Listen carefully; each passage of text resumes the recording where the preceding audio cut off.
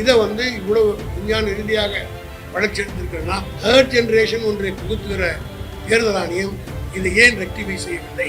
இதனால்தான் காஷ்மீரத்திலிருந்து கன்னியாகுமரி வரை இந்த இவிஎம் மிஷின் மீது எல்லா அரசியல் கட்சிகளுக்கும் சந்தேகம் வந்திருக்கு.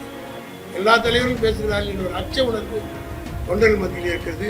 தேர்தல் ஆணையர்களாக அவசரமாக 2 பேர் நியமிக்கப்பட்டிருக்கிறதும் உங்களுக்கு தெரிந்த விவரம். விவிபேட்டுக்கும் பேலட் யூனிட் பேரலல் கனெக்ஷன், இந்த சீக்ரெட் கனெக்ஷனே வேண்டாம். சீக்ரெட் என்றாலே சந்தேகம் தான். இந்தியாவை காக்க ஸ்டாலின் அழைக்கிறேன். 2024 நடைபெற இருக்கின்ற நாடாளுமன்ற தேர்தலுக்கு இடையிலே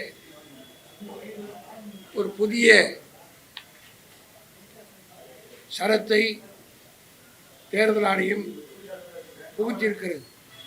அதாவது இதுவரையில் ஜெனரேஷன் 1, ஜெனரேஷன் 2 என்றுதான் இருந்தது. ஜெனரேஷன் 3 என்ற ஒன்றை புதிதாக இந்த தேர்தலில் அறிமுகப்படுத்தியிருக்கிறார்கள். இது conduct of election rules section 49(t)க்கு எதிரானது என்பதை நாங்கள் ஏற்கனவே டெல்லியிலிருந்து வந்த தலைமை தேர்தல் ஆணையரிடம் நானும் திமுக சட்டத்துறை செயலாளர் என்ஆர் இளங்கோ அவர்களும் திராவிட முன்னேற்ற கழகத்தின் சார்பில் தேர்தல் ஆணையத்துடைய கவனத்திற்கு இதை கொண்டு வந்தோம். புதிதாக அறிமுகப்படுத்தப்பட்டிருக்கின்ற இந்த ஜெனரேஷன் 3 என்பது கண்டக்ட் ஆஃப் எலெக்ஷன் ரூல்ஸுக்கு புறம்பானது என்று சுட்டிக்காட்டிய போது அவர்கள் தலையை அசைத்துக் கொண்டார்களே ஒழிய அதற்கு உரிய பதிலை இதுவரையிலே வராத காரணத்தினால் நாங்கள் அது குறித்து உரிய நடவடிக்கை மேற்கொள்ள வேண்டும் என்பதற்காகத்தான் இந்த வழக்கை தொடர்ந்திருக்கின்றோம். அதோடு மட்டுமல்ல, ஏற்கனவே தேர்தல் ஆணையத்தில் இந்த வாக்கு செலுத்தும் எந்திரத்தில் மேன் மேட் எரர் என்று சொல்லக்கூடிய அளவுக்கு 2% எரர் வருவதற்கு வாய்ப்பு இருக்கிறது என்று தேர்தல் ஆணையமே சொல்லுகிறது. உதாரணத்துக்கு சொல்ல வேண்டுமானால், ஸ்ரீபெரும்புதூர் தொகுதி எடுத்துக்கொண்டால்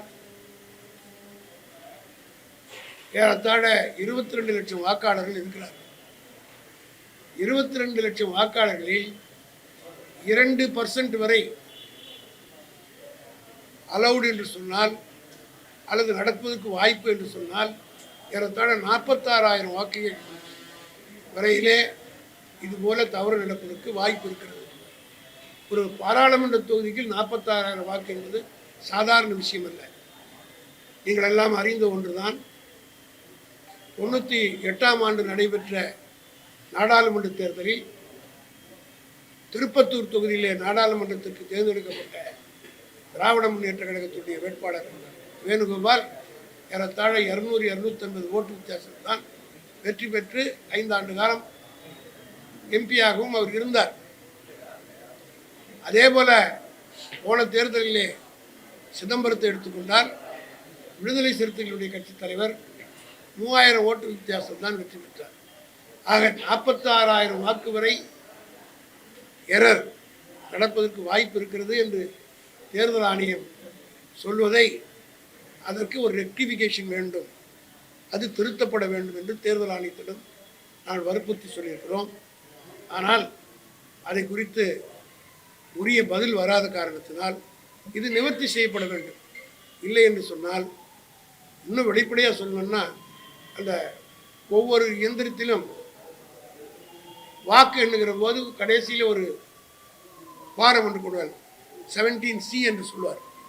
17C என்றால் டோட்டல் ஓட்ஸ் போல்ட். அதாவது வாக்கு ஏஜென்ட்டாக உட்கார்றவரை அவர் டிக் பண்ணியிருப்பார். எல்லா ஏஜென்ட்டுகளும் டிக் பண்ணுவாங்க. எவ்வளோ ஓட்டு போலானதுன்னு தெரியும். போலான ஓட்டு 1000 ஓட்டுக்கு ஒரு பூத் என்றால் 990 ஓட்டு அல்லது 9500 ஓட்டு போலாகிறது என்று 17C ஃபார்மில் இருக்கும்.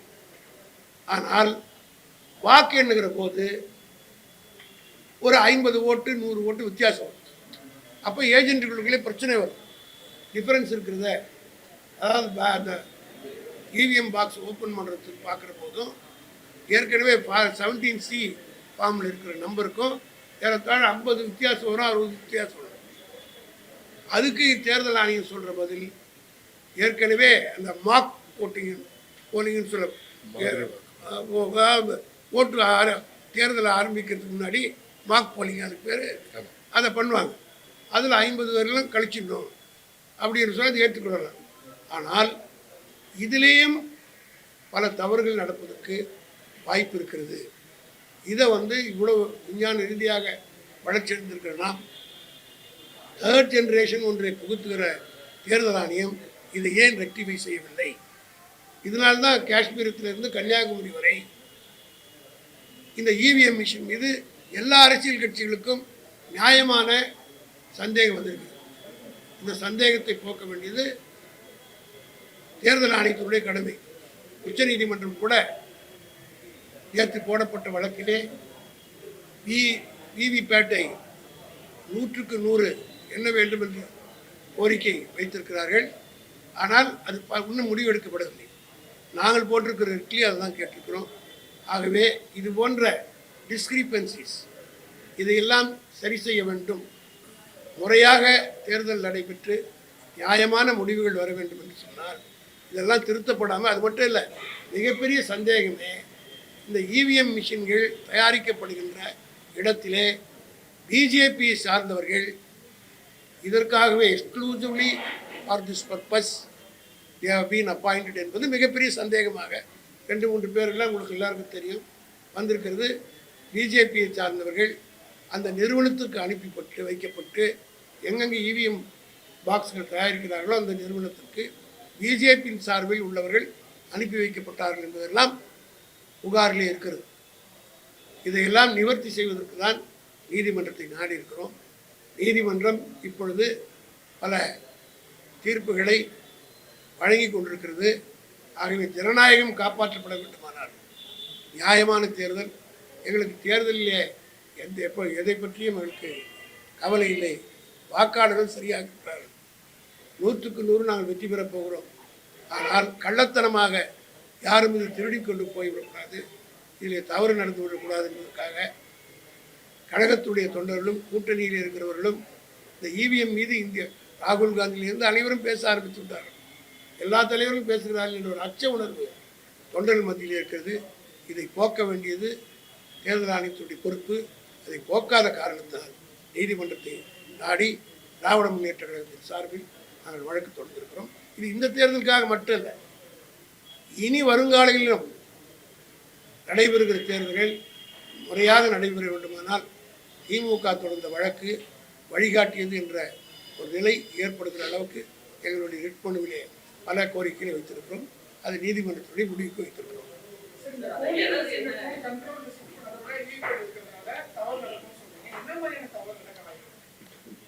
அதாவது பேலட் யூனிட்ல கொடுக்குற இன்புட் சிக்னல் கண்ட்ரோல் யூனிட்ல தான் போய் ஃபர்ஸ்ட் சேவ் ஆகணும். ஆனால் அதற்கு இடையில விவிபேட்டை கொண்டு வந்து வைக்கிறதுனால விவிபேட்ல புதுசாக எஸ்எல்யூன்னு ஒரு யூனிட் வைக்கிறாங்க, சிம்பிள் லோடிங் யூனிட். அது ஒரு 4th machine. VVPAT, control unit, ballot unit இது மூணுத்தையும் ரேண்டமைசேஷனுக்கு கொடுக்குறாங்க, மார்க் போல் தராங்க.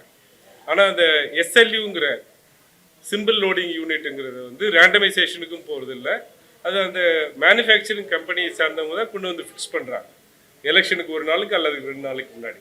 ஸோ சிக்னல் ஒரு வாக்காளர் தான் செலுத்துகிற அந்த பேலட் யூனிட்ல இருந்து டைரெக்டாக கண்ட்ரோல் யூனிட்டுக்கு போகாமல் விவிபேட்டுங்கிற ஒரு மிஷின் வழியாக உள்ளே போய் அங்கேருந்து கண்ட்ரோல் யூனிட்டுக்கு சிக்னல் போகுது. அது இயற்கையாக சந்தேகத்தை ஏற்படுத்தக்கூடியது. அது மட்டும் இல்லை, சந்தேகத்துக்கு காரணமே அது தயாரிக்கிற யூனிட்ல 2 பிஜேபியார் அப்பாயிண்டராக இருக்குங்கிறது தான் மிகப்பெரிய சந்தேகத்துக்கு காரணம்.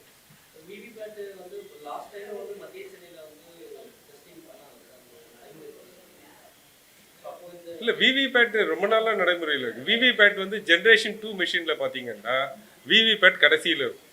நீங்கள் அமைப்பு செயலாளர் தாக்கல் செய்திருக்க ரிட் மனுவில் இணைக்கப்பட்ட ஆவணங்களை பார்த்தீர்களே என்றால் அந்த படங்களையும் இணைத்து தான் போடும். ஜென்ரேஷன் 2 மிஷினில் விவிபேட் கடைசியாக இருக்கும். அது வந்து கண்ட்ரோல் யூனிட்டில் என்ன வாக்கு பதிவாச்சோ அதை அது பிரதிபலிக்கும். ஆனால் இப்போ வாக்காளர் செலுத்தக்கூடிய வாக்கு முதல்ல விவிபேட்டில் பிரதிபலித்து விட்டு விவிபேட்லேருந்து கண்ட்ரோல் யூனிட்டில் போயிட்டு ரெக்கார்ட் ஆகும். அதுதான் சந்தேகத்துக்கு இருக்கு. ஆமாம் ஆமாம், பதிவாகுவதை தவறாக செய்வதற்கு நியாயமான சந்தேகம் இருக்கிறது. காரணம், பிஜேபியினுடைய 2 பிரமுகர்கள் இந்த தயாரிப்பு செய்கிற நிறுவனத்தில் நியமிக்கப்பட்டது தான் இந்த எல்லா சந்தேகத்துக்கும் காரணம். அதோடு மட்டுமல்ல, தேர்தல் ஆணையர்களாக அவசரமாக 2 பேர் நியமிக்கப்பட்டிருக்கிறதும் உங்களுக்கெல்லாம் தெரிந்த விவகாரம். ஆகவே இப்படிப்பட்ட சந்தேகங்களை போக்க வேண்டியது தேர்தல் ஆணையத்தினுடைய கடமை.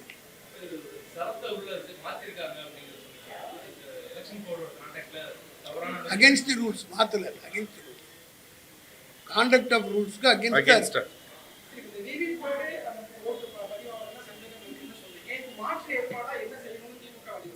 அதாவது கண்ட்ரோல் யூனிட்டி பேலட் யூனிட்டி நேரடியாக இணைக்கணும். பேரலா கண்ட்ரோல் யூனிட்டுக்கும் விவிபேட்டுக்கும் பேலட் யூனிட்டி பேரலல் கனெக்ஷன். இந்த சீக்ரெட் கனெக்ஷனே வேணாம். சீக்ரெட் இருந்தாலே சந்தேகம் தானே. அது உச்ச நீதிமன்றத்திலே நிறைய வழக்குகள் பெண்டிங்கா இருக்கு. இது எல்லாமே இந்த வழக்கு உட்பட எல்லா வழக்குகளுமே தேர்தலை சுதந்திரமாகவும் தன்னிச்சையாகவும் நியாயமாகவும் நடத்தணும்.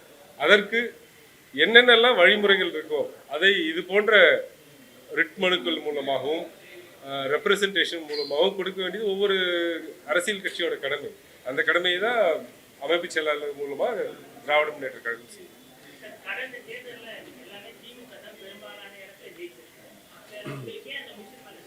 மிஷின் எங்களுக்கு வாக்காளர்கள் மேல நம்பிக்கை இருக்கு. வாக்காளர் மேல நம்பிக்கை இருக்கு, மிஷின் மேலேயும் நம்பிக்கை இருக்கு. இடையில புதுசாக ஒன்று வந்துருக்கு. அந்த எந்திரத்தில் தயாரிக்கிற பேர் 2 பேர் பிஜேபியில் வந்து போனதுனால சந்தேகம் ஏற்படுது.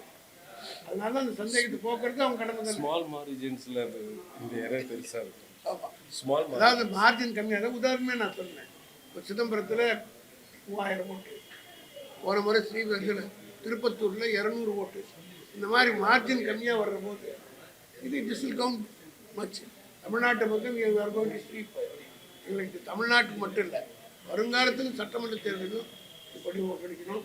இந்திய நாட்டு மக்களுக்கு காரணம் என்னென்னா, அவங்க அடித்து பிஜேபி வந்து இவ்வளோ சீட்டு சொல்கிறதுனால எங்கள் சந்தேகம் மேலும் வளருது. அது போக்க வேண்டியது கடமை தான். அது எலெக்ஷன் கமிஷனே சொல்லிடுது. எலெக்ஷன் கமிஷனோட ஃப்ரீக்வெண்ட்லி ஆஸ்க்ட் கொஸ்டின்ல 65வது கொஸ்டின் எடுத்து பார்த்தீங்கன்னா அது அவங்க அட்மிட் பண்றாங்க. அது அவங்க தான் அவங்களுடைய வெப்சைட்ல ஃப்ரீக்வெண்ட்லி ஆஸ்க்ட் கொஸ்டினோட ஆன்சர் கொடுத்துருக்கிறது 2% வரை எரர் வர்றதுக்கு வாய்ப்பு இருக்கு. அதாவது எஸ்எல்யூனால இல்லை, எல்லா இவிஎம்லையும் அப்படின்னு சொல்றாங்க. அதாவது இந்தியா முழுக்க இருக்கிறதுக்கு நாங்கள் 475 மிஷின் மட்டும்தான் வெரிஃபை பண்ணோம், அது போதும், அதில் 2% எரர் இருக்கு அப்படின்ட்டு நாங்கள் சொல்லலை. எலெக்ஷன் கமிஷனோட வெப்சைட்ல இருக்கக்கூடிய ஃப்ரீக்வெண்ட்லி ஆஸ்க்ட் கொஸ்டின்ஸ்ல எலெக்ஷன் கமிஷன் கொடுத்துருக்க பதில்.